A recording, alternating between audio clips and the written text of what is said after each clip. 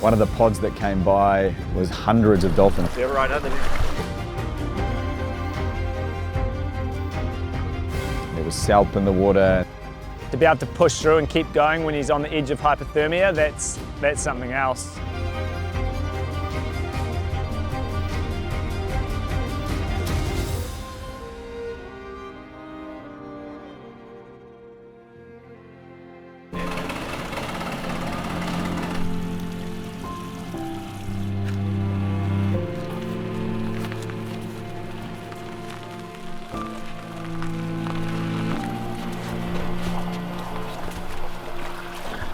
Currently at Napier. Jono's last swim got him past Cape Kidnappers. We seem to have about a 5-day window of some really good swimming conditions. So I think we're going to just try to hightail it down the coast as far as possible.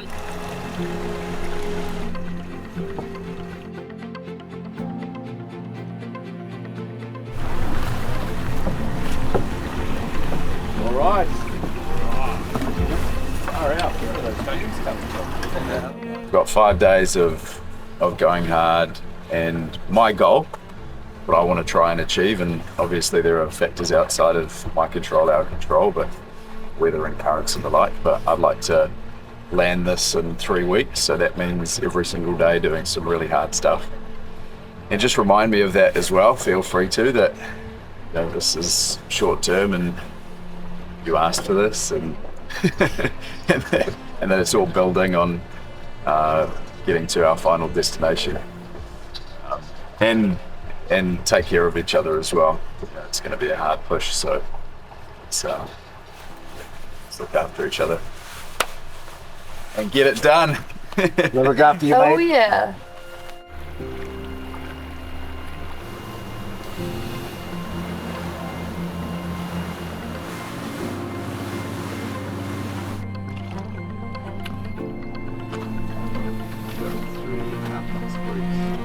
We got our first bird, Molly, by the looks. Ollie! Dolphins are here to wish you well, Jono. Oh my God. Good sign, eh? Oh, it is a good, beautiful sign. You guys, when you're happy, just let us know, and Jono's going to hop in. Have a good one, mate.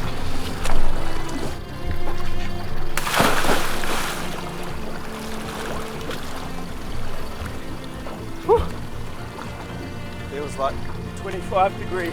Woohoo! We had a really good weather window of about 5 days, and the first couple of days were really nice.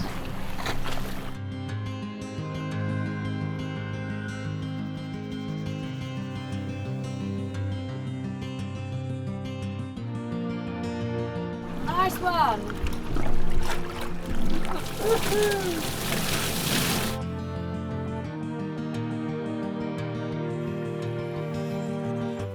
Had some dolphins first thing getting into the water. So another day, another dolphin encounter, and managed to bank 4 hours of swimming this morning. We just headed back out again for another 5 hours. As we do, we're going to chat to some of the kids here who are involved in this surf competition today here at Waikuku Beach. Tell them a little bit about what we're doing and why we're doing it, all that good stuff.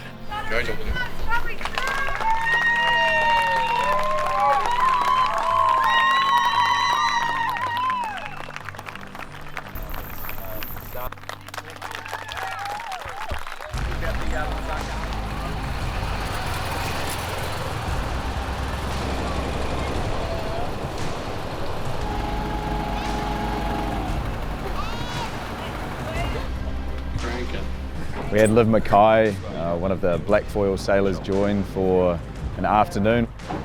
We're off Waikuku Beach, which is in southern Hawke's Bay, so I'm just about to jump in the water actually with Jono. Probably last a couple of minutes swimming alongside him. I'm excited.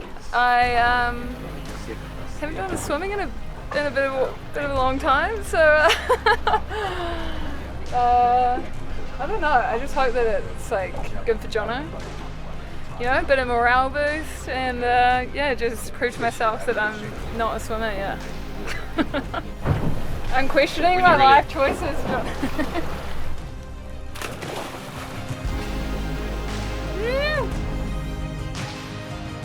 It's cool for her to be able to come out and join me for a support swim. She officially made the longest time out of any black foil to date. Congratulations to Liv. Smashed it, Liv. I remembered how to swim. That's always a win.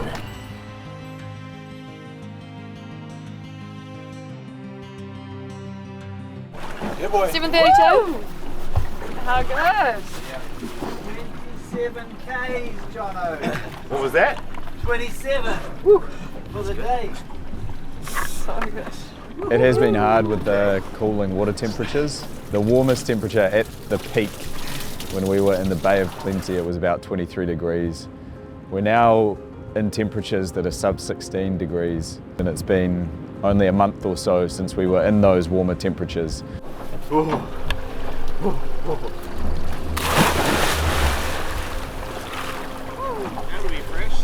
a 7-degree temperature difference for my body to adapt to that in that period of time has been difficult. It's just another factor, another challenge to add to what we're already doing out here. It's just something I've come to accept. There's no point fighting against it. It's just something that's going to be there now until we finish, and it's probably going to get cooler based on the reports that we're hearing. So it does definitely make it more difficult. I am dealing with low levels of hypothermia.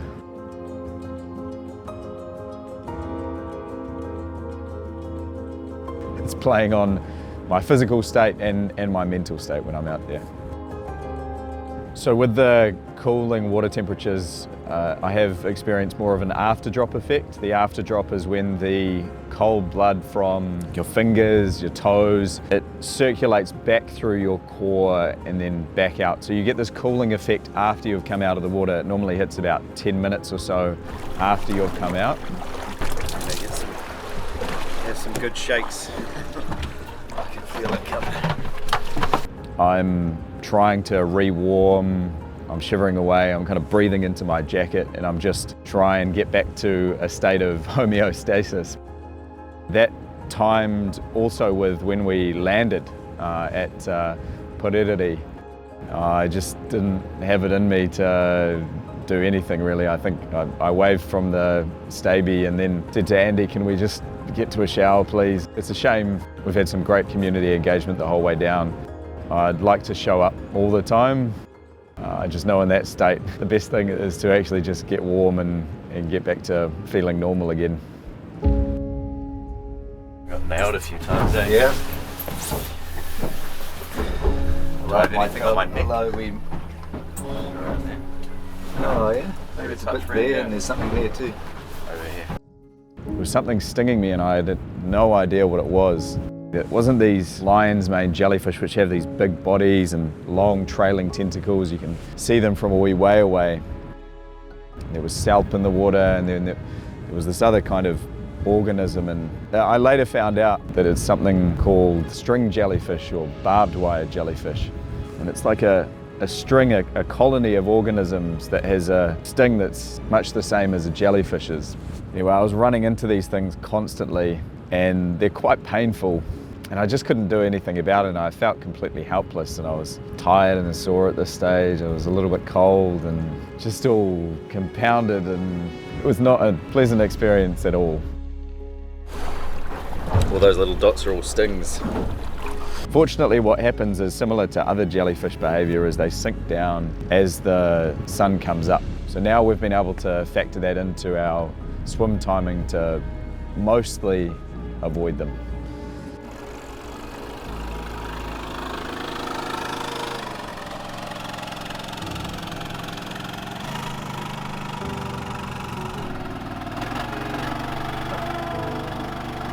Just take it one day at a time. Yep, no, I'm with you. We first started having dolphin experiences coming across Hawke Bay, basically from Napier Peninsula, and the pods have just got bigger and bigger and bigger. One of the pods that came by as we were approaching Cape Turn again was hundreds of dolphins. I didn't actually I realised this at the time, but the team told me afterwards, hundreds of dolphins, and I could hear for about 5 minutes before they arrived, I could hear this high-pitched noise in my ears. So I got a signal that something was going on. I couldn't see anything for a long time. See it right underneath. This was a completely different experience.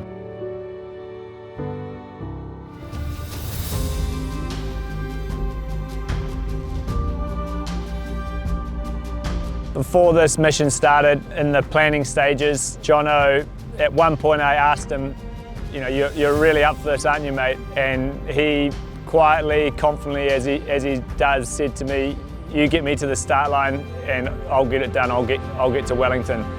I knew the thing that would get to people was just the relentlessness of this mission. Just, you know, he could do it for a day, he could do it for a week, but to do it for a month or for 2 months or 3 months, that's when it just compounding fatigue, and that's what we're seeing, and that's what people are resonating with when you look on the comments on social, you talk to someone about this mission. It's just, how's he still going? How's he got the stamina, the determination just to keep going day in, day out in cold conditions now, eh? Like, it's got proper hard. To be able to push through and keep going when he's on the edge of hypothermia, that's something else. What's up, Lee? How are you? Yeah, good, thank you. We last caught up with Blair in Whangamatā. He's been there kind of throughout, and in his words, it's the business end, and he wanted to kind of reflect that by showing up and being here for me and for the team. Guns are going to need a whole bloody tube of their own. Had a lot to do with this mission in the background, so it was really cool for him to come down. Go well, Jono.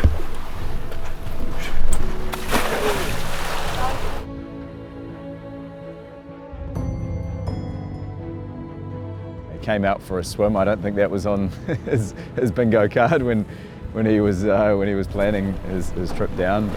All right, we'll see you guys soon, eh? Have fun. Sweet, will do.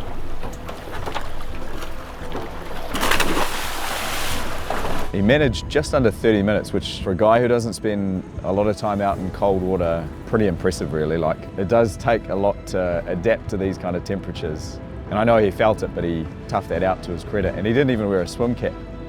He was just full exposure. It was hard. Fuck, it's no joke, eh? It was pretty awesome, like, just the sense of like energy coming off Jono.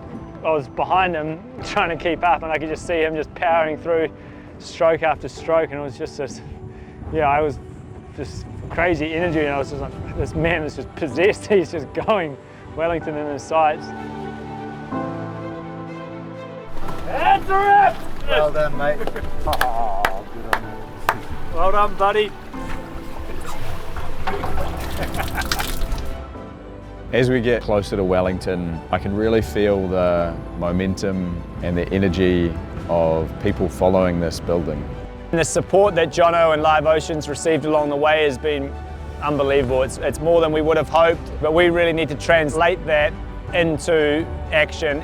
There's a very critical reason why we're doing all of this, which is to really pull Kiwis into the story of the ocean and to ignite New Zealanders around the race for a healthy ocean. And specifically, our call to action is to ask for a phased out end to bottom trawling in New Zealand, starting with seamounts. And so if you haven't already, sign the petition at swim4theocean.org, share it with your friends and family, put it up on social media. Well over 30,000 people have signed that already, but we want to see that number go 50,000, 70,000 or even more. So if you've been following and you're watching this, get on and sign that petition, and that's the best way we can have real effect, and that is really what we're delivering to Wellington when Jono arrives, to the politicians, to the decision makers. So if you're there, you're following this, can you please do that, because that's where we're going to get real change. We have one opportunity to make a really big impact, to make a really big splash, and we can only do that with the help of people all around the country, all around the world. And behind me is only 200 kilometres to go, or 213 kilometres to go to be precise, to Wellington. We've come a long way, the end's in sight. There's that hope, that light at the end of the tunnel now. By no means is this over. What he and the operations team have ahead of them is going to be the hardest stretch of coast yet. It was always going to be. It's going to be difficult. They're going to get challenged like they haven't got challenged yet. In some ways, I think it's a perfect ending, that it's just going to get a little bit harder before we can celebrate him getting to Wellington and delivering that powerful message to end bottom trawling in New Zealand. You know, this has been really tough at times, but it's also been an amazing adventure. We've been able to see every single part of the coastline. We've been able to connect with all of these different communities. We've been able to represent this purpose, which is so meaningful. And I'm really looking forward to not swimming 8 to 9 hours every single day, to not putting my body through the ringer, to see my family again. But at the same time, you know, I already have the sense that, you know, we're closing the chapter on what is a very special moment. And so there's a part of me that wants to hold on to this as well. So I'm kind of torn between those two parallel realities at the moment. But we did come here for a reason. We did come here to swim down to Wellington. That's what I'm going to do.